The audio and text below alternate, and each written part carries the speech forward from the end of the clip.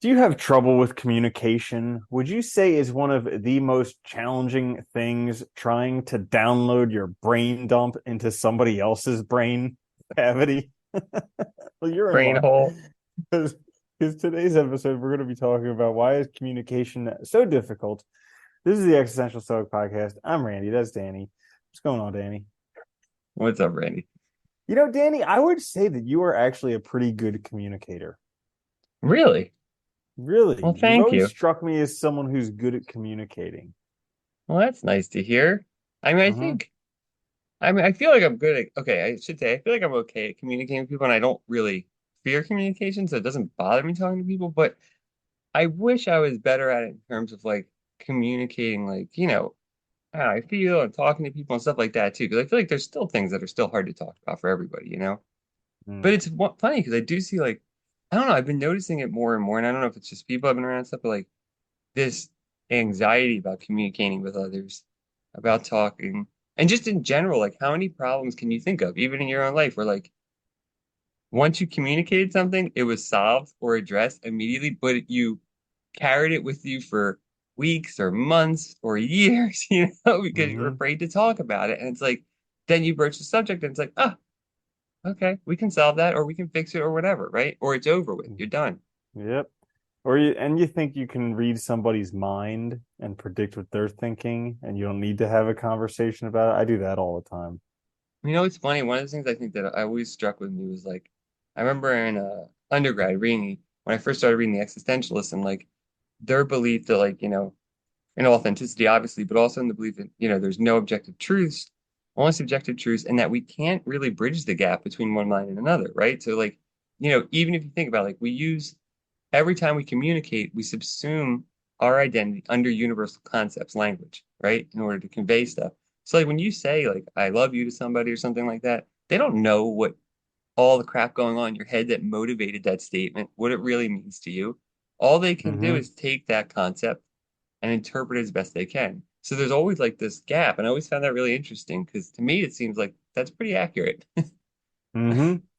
Yeah, I mean that's the crazy thing. Like the word "I love you" or something like that. To one person, that means like, oh, they want to live happily ever after with Yeah. me. That's awesome. To the other person, it just means like, I want to have sex with you. Like that's it. Yeah. And yeah, Yeah, like I'm attracted to you or something, or like, yeah. whatever. And like, it is funny. I don't know. It's very interesting. Or like, I know I've had this experience, I'm sure other people have, especially when I was younger, like where people like you question whether like, you're in a relationship, you question whether the other person loves you. But like, if you really thought about like if you're jealous or something, right, it can cloud your mind and you lose that like ability to see like what's really in front of you. It's interesting. Totally. Yeah. So if communications are so important, why are they so challenging? I don't know. I feel like we've been, this is the other thing I was thinking about. Like we've been doing this for so long, right? Society, and yet we haven't gotten any better at it. It's like Mm-mm. there's more people than ever, but like it's just funny, like all these problems come up and we're so bad at just communicating and expressing Hmm. the why or the reasons for something and being able to like listen to other people because we're so quick to believe that we have the right answer, that nobody else is right. I mean, I'm thinking broadly, like, think of politics, like, the dualism there, like with both parties and like not listening to each other at all, right? And like it's like we speak past each other rather than, and maybe that's it. Maybe we don't listen. Maybe like we don't participate enough as on the opposite side of that communication thing.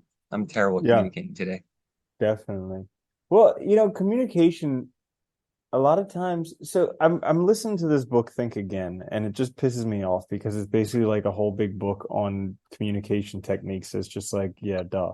So, anyways, uh, But but that's they what's have a whole funny. It's part. so commonsensical, right? Like so much of Yeah, it is like it's common like sense. listen to what they're saying, reflect back to them what they've said, and don't be confrontational. It's like, come on. So, anyways, uh, but what they didn't really say is like, I guess they were kind of hinting at it, but not very much, is validation. That's book So two. yeah, right. I know. So like validation is so much more important than like reflective listening, because reflective listening is like, yeah, I just said that, like, no duh. But like validation, you connect with the person's feeling, how they're feeling it, and then they felt heard, because that's pretty much all that people want in communication. No, I think validation is huge. And like, I don't know, I was thinking about myself, like what in times where I really struggle with communication, like I notice a lot of times when I think reflect back, and that might be memory, might be a little off, but like it's like I'm afraid of something. Not necessarily, it's not usually the communication part, although that gets like magnified, that fear gets magnified because of the other consequence.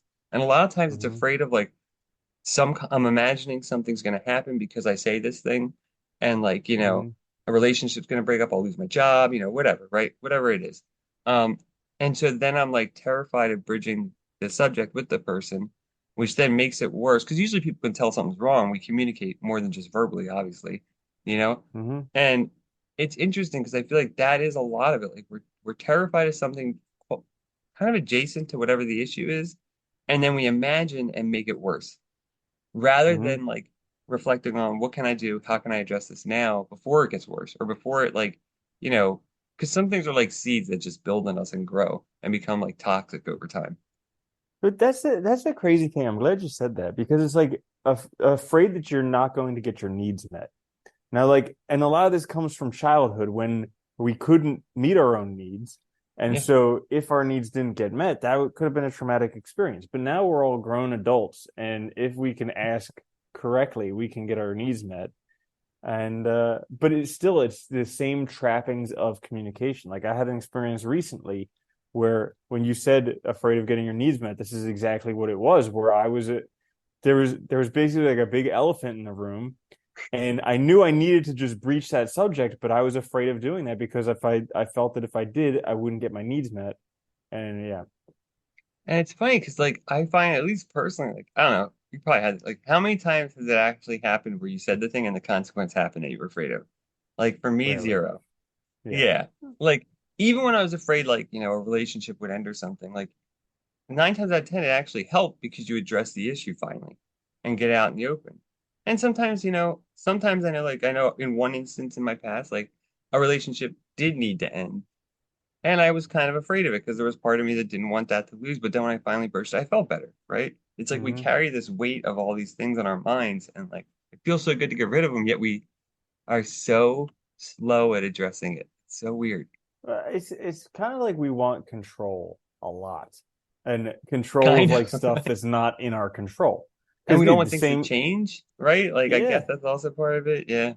yeah. Like I want these relationships to turn out exactly how I want them to turn out. Like, and so yeah, Yeah. it's the same type of thing. And just learning to recognize, like I told you I think last week, I've been reading through Massimo's book, the Field Guide to the Happy Life, and Yeah, so I it's a good read like one. an excerpt every day, and it's been a pretty good like way to wake up with a little stoic remembrance every day, because it's just like every day I'm doing the same dumb stuff. I'm trying to control stuff that's outside of my Yeah. control. It's funny, that whole thing of the dichotomy of control is like, I mean, that's why they, one, spend so much time on it, and two, like, it was a big part of like their practice too, because I think that's one of the things we all struggle with, which is trying exactly that, right? Trying to control things that we have no control over. Reality, other people, you know, just nature, things like that, Yeah, and it's like, everything. and it's really funny that we can't seem to like grasp this concept that we only can control our how we think, our responses to things, so forth and so Yeah, on. Yeah, yeah, that's crazy. So it is yeah, weird. communication. It's tough. Any helpful pointers on communication? I've been trying to do this more, and I will admit that I'm not 100% successful at it, but it's been getting better. Is like when I feel like something's bothering me and I can identify what it is, because I'm not always sure, but when I can identify and like a conversation needs to be had, just having it, trying to have it Hmm. as soon as possible. And even when I'm scared, and just get it the hell out of the way, because I found that that's just like, before I can start like imagining and ruminating on it and making it worse, if I can just get it over with, I always find that the result is better. I feel better, and I don't have that anxiety and stress on my shoulders anymore. So that's what I've been Hmm. trying to do, and it's been working pretty well. Yeah, that's a great one. Opening your mouth and just talking about it. Well, I'll give you an example, right? Yeah, exactly. Like, I was working for a client. I had something happen and it slowed down my project a little, and I didn't feel like I didn't want to contact them and tell them because I was like, I should be dealing with this. And then like I was like, you know what, that's stupid. I'm an adult. Like, I'm doing so I just called them right away. And then it was fine. Like totally understood, no problem. And actually it ended up working out positive. So it was like, Had Hmm. I ruminated on that though, I might not have like that might have distracted me from continuing working or something. Like we forget how this influences us in other areas. So yeah, I think that's a good one. Like just take control and just talk. Yeah. Yeah. Yeah. Bingo. Yeah, and I would say hmm, communication. Yeah, for a lot of people, communication comes down to shutting up. That too. Yeah. Hmm. Listening. It's so crazy, like how many people will just like talk your ear off. You'll say like, "Hey, Yeah. what's up?" And then 30 minutes later, they finally stop talking. When I first started working at university as a faculty member, when I just got into it, I was nervous, because you're around other people that have been doing this for years. And I remember like when I first got there, I did like would talk to these people, introduce myself, but I wouldn't say anything about myself. And they would just go on and on. And like I realized I was like, oh, I don't have to say anything like at all. To Hmm. keep all I gotta do is listen and just go, yeah, uh-huh. Ask a question here Hmm. and there and you're good. It's very funny. Like people are Yeah. very like energetic about that. Yeah, talking about themselves. Yeah. People love to talk about themselves. Yeah. So, Yeah. anyways, there you have it. Quick little thing on communication. Why is it so gosh darn hard? Oh, this is why I think it's so hard because by Huh. the time we actually get decent at it, we die. It probably takes like 60 to 80 years to get effective at communication. By the time Mhm. you get there, you're dead.